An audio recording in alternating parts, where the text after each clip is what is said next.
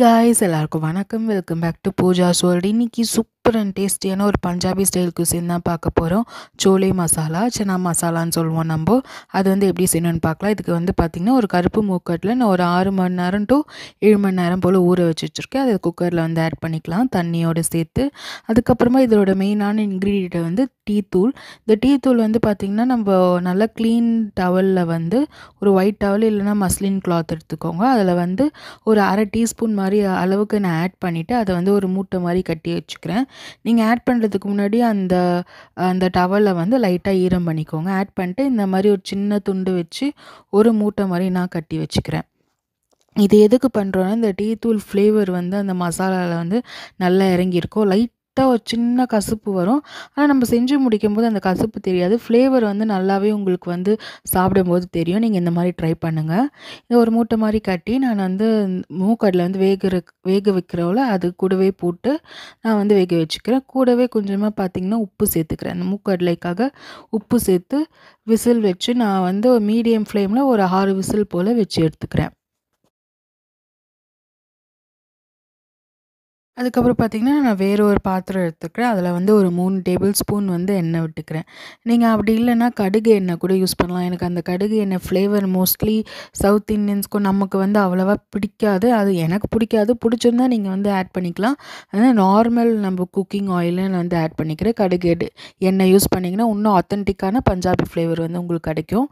நான் வந்து நார்மல் எண்ணெய் வந்து இதில் ஆட் பண்ணிக்கிறேன். ஒரு 3 டேபிள் ஸ்பூன் ஆட் பண்ணிவிட்டு பார்த்திங்கன்னா 2 பிரிஞ்சி இலை, ஒரே ஒரு துண்டு பட்டை சேர்த்துக்கிறேன். அதுக்கப்புறமா அரை டீஸ்பூன் வந்து சோம்பு இதில் ஆட் பண்ணிக்கிறேன். சோம்பு பொரிச்சதும் நான் வந்து ஒரு 3 வெங்காயம் வந்து பேஸ்ட் பண்ணி வச்சுருக்கேன். நல்லா மிக்சியில் அரைச்சி அதை வந்து இது கூட ஆட் பண்ணிக்கிறேன். ஒரு 2 நிமிஷம் போல் நல்லா வதக்கி விட்டுக்கோங்க. 2 நிமிஷம் கழித்து பார்த்திங்கன்னா இது கூட நான் வந்து ஒரு 2 டேபிள் ஸ்பூன் இஞ்சி பூண்டு பேஸ்ட் வந்து இதில் ஆட் பண்ணிக்கிறேன். நான் வந்து ஒன்றும் பாதியமாக அரைச்சி வச்சுருக்கேன். அதை வந்து இது கூட ஆட் பண்ணிக்கிறேன். அப்படி தனித்தனியாக இருந்ததுன்னா உங்களுக்கு இஞ்சி பூண்டு பேஸ்ட் வந்து நீங்கள் 1 டேபிள் ஸ்பூன் வந்து இஞ்சி பேஸ்ட்டு அதுக்கப்புறமா 2 டேபிள் ஸ்பூன் பூண்டு பேஸ்ட்டை சேர்த்து நல்லா வதக்கி விட்டுக்கோங்க. ரெண்டுமே வந்து அந்த பச்சை வாசனை போகிற அளவு நல்லா வதங்கட்டும். நல்லா உங்களுக்கு வந்து அந்த வெங்காயமும் இந்த இஞ்சியும் சேர்ந்து வதங்கி ஓரளவு லைட் ப்ரௌன் வரும். இந்த டைமில் வந்து நான் வந்து ஒரு 2 தக்காளி, பெரிய தக்காளி வந்து பழுத்த நாட்டு தக்காளி, அதையுமே பேஸ்ட்டாக அரைச்சி வச்சுருக்கேன். இந்த டைமில் வந்து நான் ஆட் பண்ணிக்கிறேன். இதையும் ஆட் பண்ணி நல்லா மிக்ஸ் பண்ணி விட்டுக்கோங்க. இந்த டைமில் நான் வந்து நார்மல் சில்லி பவுடர் வந்து ஒரு 2 டேபிள் ஸ்பூன் வந்து சேர்த்துக்கிறேன். இது வந்து நார்மல் சில்லி பவுடர், நம்ம குழம்பு மிளகாத்தூள்லாம் ஆட் பண்ணல. நார்மல் சில்லி பவுடர் வந்து ஆட் பண்ணிக்கிறேன் 2 டேபிள் ஸ்பூன். இது கூடவே பார்த்திங்கன்னா தனியா பவுடர், கொரியாண்டர் பவுடர் வந்து நான் ஒரு 4 டேபிள் ஸ்பூன் ஆட் பண்ணிக்கிறேன். ஆட் பண்ணி நல்லா மிக்ஸ் பண்ணி விட்டுக்கோங்க.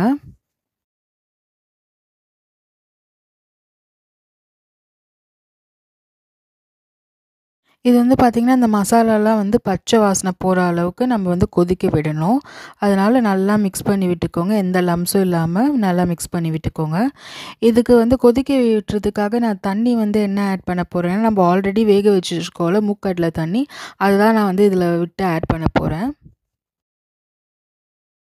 குக்கர் வந்து நல்லா ப்ரெஷர்லாம் ரிலீஸ் ஆகிற அளவுக்கு வெயிட் பண்ணுங்கள். நம்ம அதுக்கு முன்னாடியே நம்ம திறக்கக்கூடாது.